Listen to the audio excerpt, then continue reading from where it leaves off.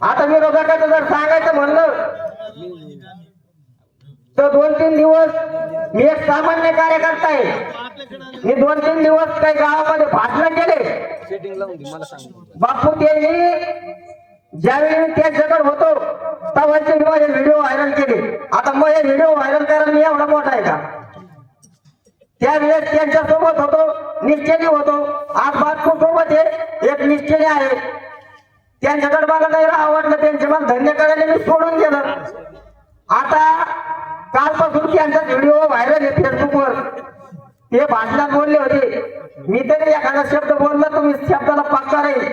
ते म्हणले होते संदीपान भुमरे साहेबांनी जर छत्रपती महाराजाचा पुतळा बसला तर मी राजकारण सोडून देईन. 5 वर्ष झाले त्याला राजकारण सोडलं नाही सोडलं. मित्रांनो, भुमरे परिवार हे आपल्या सुखा दुःखात येणारा परिवार आहे. कधीही ते कोणाला उघडत भाषा करणार नाही.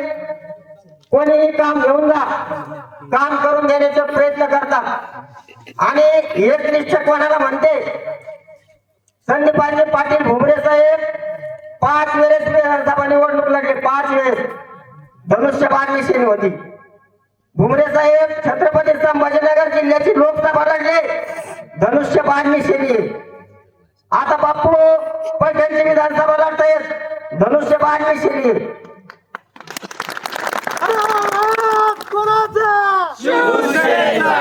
समोरच्या उमेदवाराचे 5 वर्षात 4 पक्ष झाले. अनेक वेळा त्यांनी याला गद्दार त्याला गद्दार. अरे गद्दारी कोणी केली हे पैठण तालुक्याच्या जनतेला माहिती आहे. आणि ते त्यांचं बरोबर आहे बापू, त्यांना बोलावंच लागणार आहे. त्यांनी काय काही लोकांचे काम थोडे केलेले म्हणून ते भाषणात सांगते. ते फक्त बोलून निवडणूक लागतात, पण माणसाने बोलताना खरं बोलायचं. गद्दार कोणी हे पैठण तालुक्याच्या समस्त जनतेने पाहिलेलं आहे.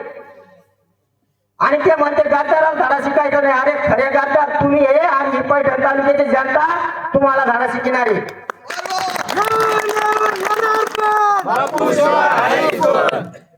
मित्रांनो, मी काही जास्त बोलणार नाही, फार उशीर झाला.